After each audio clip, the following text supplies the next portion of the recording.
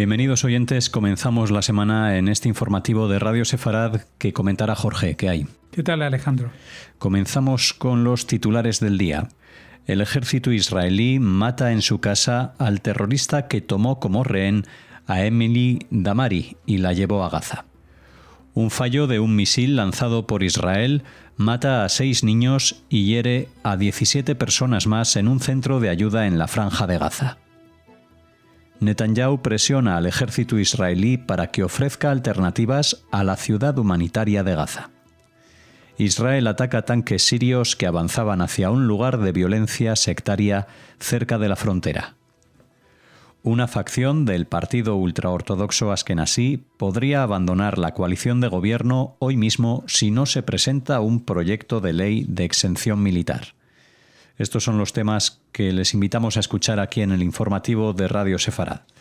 Las fuerzas de defensa de Israel y el Shin Bet anunciaron la eliminación del terrorista de Hamás que retuvo a Emily Damari en su casa y participó en la masacre del 7 de octubre. El 19 de junio, fuerzas del ejército y el Shin Bet atacaron a Muhammad Nasar Ali Kuneita en la zona de la ciudad de Gaza. Kuneita era miembro del batallón de inteligencia militar de los batallones Al-Furqan de Hamás, que se infiltró en Israel el 7 de octubre y mantuvo a Emily Damari como rehén en su casa al comienzo de la guerra. Damari, ciudadana británico-israelí, fue secuestrada por Hamás el 7 de octubre de 2023 en su domicilio en Kfar Aza, junto con Gali Berman. Hamás también secuestró a Sib, el hermano gemelo de Gali. Ambos hermanos siguen cautivos en manos de Hamás. Durante la masacre, terroristas de Hamás irrumpieron en su casa donde mataron a su perro, Chucha, y le dispararon en la mano y la pierna a quemarropa. Perdió 2 dedos de la mano izquierda y resultó herida en la pierna derecha. Damari fue liberada el 19 de enero de 2025 como parte del acuerdo de rehenes a principios de este año junto con Romy Gonen y Doron Steinbrecher. Tras su liberación, la lesión de Damari se convirtió en un símbolo de coraje y supervivencia en la sociedad israelí. Sí, por eso hemos querido recordar quién es esta persona, la Emily Damari, porque su foto salió publicada en varios medios cuando fue liberada,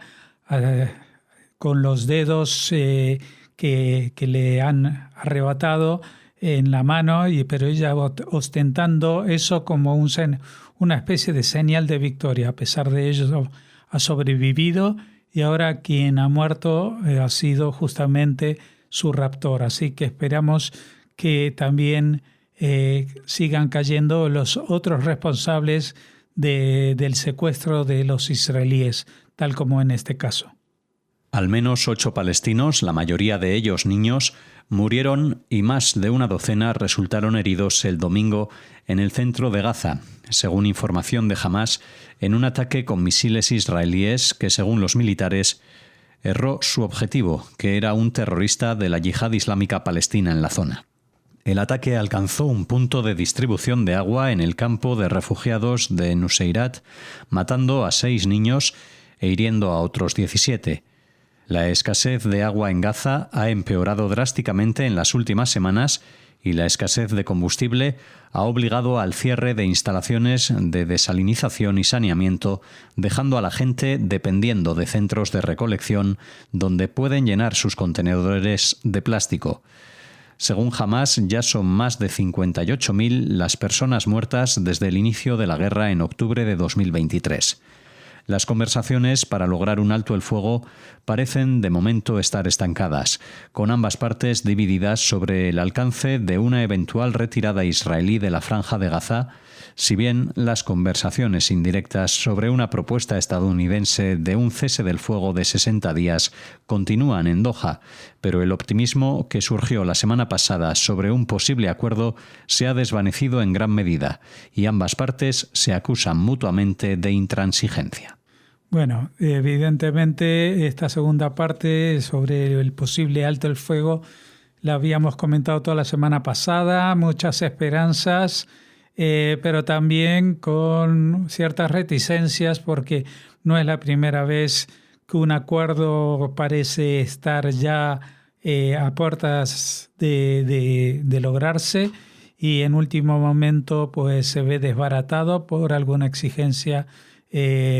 digamos, definitiva de Hamás al respecto, que no estaba en los acuerdos que se le habían presentado, etcétera, etcétera. Así que vamos a seguir adelante. Donald Trump dice que todavía tiene muchas esperanzas de que esta semana sí, lo había dicho la semana anterior, pero que esta semana sí se va a firmar esa tregua de 60 días con el intercambio de prisioneros, etcétera. Respecto a la primera parte, sí es realmente lamentable, pero también es esto significativo, es decir, cuando Israel comete un error, como en este caso, pues ese error lo reconoce en cuanto tiene la más mínima información al respecto. Y tuvo esa información muy poco tiempo después de que se produjo esta explosión del misil que explotó en la zona a la que no estaba apuntando, que hubo un desvío ahí que se debe a razones técnicas, entendemos, que estaba dirigido hacia un grupo de terroristas de la Yihad Islámica Palestina, pero que acabó con la vida de estos refugiados que estaban buscando agua en esa zona. Israel siempre ha lamentado oficialmente y extraoficialmente, también en la población civil que se manifiesta contra el gobierno y los que se manifiestan a favor del gobierno y proseguir esta guerra, cualquier tipo de situaciones como estas en las que mueran personas inocentes. Desgraciadamente, las guerras no son un proceso limpio, ni automático, ni exento de errores. Pero una cosa es esto y otra es la acusación de genocidio totalmente infundada, de una intención deliberada de acabar con gente inocente. El primer ministro israelí Benjamín Netanyahu habría descartado el plan de establecer una ciudad humanitaria en el sur de Gaza y pidió a las fuerzas de defensa de Israel que propusieran planes alternativos durante una tensa reunión de gabinete el domingo por la noche. La reunión se convocó en medio de la oposición informada de las FDI al plan de ciudad humanitaria, que fue propuesto por el ministro de Defensa, Israel Katz. Los militares se habrían opuesto al plan no solo por el importante presupuesto, sino también porque la construcción de dicha ciudad perjudicaría los esfuerzos para liberar a los rehenes restantes. El estamento de defensa cree que Hamás interpretaría el plan de la ciudad humanitaria como una decisión israelí de buscar un acuerdo parcial y reanudar la guerra después de un alto el fuego. Según ha trascendido, Netanyahu dijo a los funcionarios militares que buscaran planes alternativos que fueran más rápidos y más baratos. Sí, esta propuesta que está siendo muy criticada en la televisión española estos días, como lo llaman como una especie de campo de concentración, porque sería meter toda la población de Gaza dentro de una zona mucho más restringida en torno al sur de la ciudad de Gaza. Pues primero, no es una opción que puso en la mesa Netanyahu ni tampoco el ejército. En realidad, ambas instancias, tanto el primer ministro como el ejército, han hecho esta moción en contra de esta propuesta que vino por parte del ministro de Defensa, porque, entre otras cosas, se sabe que esa zona todavía alberga en sus túneles o en los sótanos de algunas casas rehenes israelíes, algunos de los cuales estarían muertos, otros vivos, pero que el concentrar toda la población en un sitio tan reducido pues haría imposible llegar hasta estas personas para liberarlas. Y por otra parte, no serviría para mucho, es decir, construir una ciudad que albergue a 2 millones de personas, que es la población de la Franja de Gaza, o incluso algo más, 2.200.000. Claro, hay muchas ciudades que tienen esta cantidad de población y mucha más, pero construirla en tiempo récord para realojar a esta gente y que esto sea un esfuerzo del propio ejército de Israel, la verdad que no tiene mucho sentido. Como decimos, está siendo criticada por muchas organizaciones internacionales, pero también por el propio Israel, y lo primero que ha dicho Netanyahu es que se olviden de esta idea y que trabajen en otra solución que sea posible y plausible. Las fuerzas de defensa de Israel atacaron recientemente varios tanques en el sur de Siria. Los tanques israelíes avanzaron hacia el lugar donde estallaron violentos enfrentamientos el lunes por la mañana en la ciudad predominantemente drusa de Esbeida, no lejos de la frontera israelí. El objetivo del ataque israelí era impedir el acceso de tanques sirios a una zona donde Israel no les permite el acceso. Si bien se trató de una operación inusual, formaba parte del esfuerzo por establecer prioridades sobre el terreno respecto a lo que Israel permitirá y no permitirá que ocurra en la región. Esto tiene lugar después de que se produjeran intercambios de disparos entre drusos de Esbeida y beduinos en las últimas 24 horas. Más de 30 personas murieron y 100 resultaron heridas en el último episodio de enfrentamientos sectarios. 6 miembros de las fuerzas de seguridad sirias también murieron en la ciudad después de que se desplegaron para detener los enfrentamientos sectarios mortales que se habían reanudado el lunes. Bueno, ya saben que Siria ha cambiado de régimen después de 60 o 70 años de partido único dirigido por un padre y después por su hijo, según ellos lo llaman la República de Siria, pero en realidad se manejaban como si fuera un reino, ¿no? Siria es un país que aloja a comunidades muy distintas, muy disímiles desde el punto de vista religioso y desde el punto de vista étnico, es decir, que no es solamente enfrentamientos entre distintas facciones del Islam, como sucede en muchos otros países árabes, sino que también hay cristianos y también hay drusos que no son musulmanes, que son árabes, pero que pertenecen a otra concepción religiosa, con otro concepto religioso. Y entre los que son sí musulmanes, los hay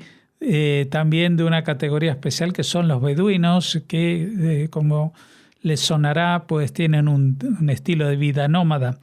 El sur de Siria es un paraje bastante abandonado por el propio gobierno, donde se han ido instalando a lo largo de los siglos pues estas distintas comunidades que no son mayoritarias, pero que en estos momentos Israel trata de mantener al margen del gobierno central de Siria porque no quieren volver a tener una amenaza para la zona norte del país de Israel, es decir, en los altos del Golán, por ejemplo, o la zona de los bajos del Golán, desde las posiciones que están al sur de Siria, muy cerca de la frontera,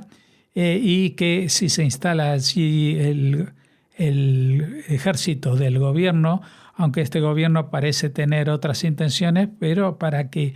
esto no suceda ni ahora ni en el futuro, pues Israel está controlando para que esta zona esté lo más desmilitarizada posible del gobierno central en Damasco. La facción Degel la Torá del partido israelí Judaísmo Unido de la Torá podría abandonar la coalición en las próximas 24 horas si no se presenta un proyecto de ley con la posibilidad de que otros partidos ultraortodoxos también salgan. El líder de la comunidad ultraortodoxa de origen lituano, el rabino Dov Lando, redactó una directiva instando a los diputados de su partido a abandonar el gobierno, aunque en coordinación con los grandes rabinos de Israel se decidió esperar unas horas más esta noche antes de publicar el comunicado para dar una última oportunidad de resolución. Los miembros del partido intentaron reunir el apoyo de los ultraortodoxos sefardíes de Sas para un proyecto de ley para disolver la Knesset con el fin de alcanzar 61 votos y demostrar su intención de salir, pero Sas se negó a unirse a las facciones árabes. Sin embargo, Sas también podría retirarse de la coalición antes del final de la sesión de la próxima semana si el partido ve que ningún proyecto de ley ha avanzado a votación. Bueno, este es un ejemplo más de los problemas que afligen a Netanyahu en su coalición de gobierno. No es solamente las acusaciones del juicio, los problemas con los encargados de hacer lo que en España conocemos como el fiscal general de la nación, es decir, que sean los representantes máximos en los asuntos de Estado del tema judicial.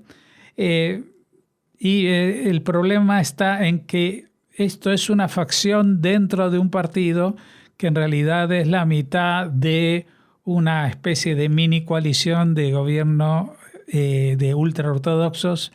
que forma parte de otra mini coalición de Estado para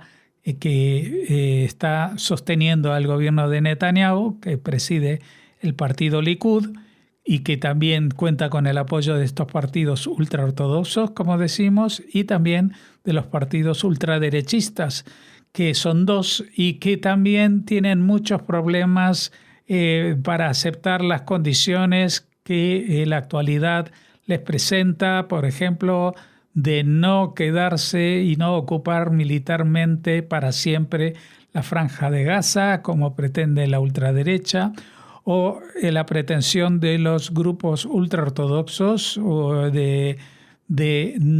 que los estudiantes de las escuelas rabínicas, de las yeshivot, no tengan que cursar el servicio militar, que es una reivindicación que viene desde la propia fundación del Estado de Israel y que tuvo como origen que tras la Shoah, tras el Holocausto, pues todo el pueblo de Israel se vio muy mermado y entre otros los sectores religiosos que apelaron al gobierno de Israel para que tuvieran la oportunidad de estudiar y formarse y estar exentos del servicio militar. Lo que pasa es que en esos primeros años, en los años de finales de los 40, principios de los 50, estábamos hablando de algunos pocos miles de estudiantes de yeshivot, que son los centros de estudios rabínicos, pero que hoy en día son muchos más. Y esta gente pues no participa en una labor que es esencial para Israel, que es la defensa. No necesariamente tendrían que participar en batallones de combate o estar mezclado en unidades donde haya mujeres. Hay muchas formas diferentes de servir en el ejército de Israel, pero estos partidos ultraortodoxos han logrado que su voto fuera esencial en todas las coaliciones de gobierno para evitar de que estos estudiantes dejaran de asistir a las yeshivot tan solo un día. Así que es un proceso que ha culminado en el trámite judicial, en la Corte Suprema de Justicia de Israel, que dice que sí tienen la obligación de hacer el servicio militar o un servicio ciudadano alternativo,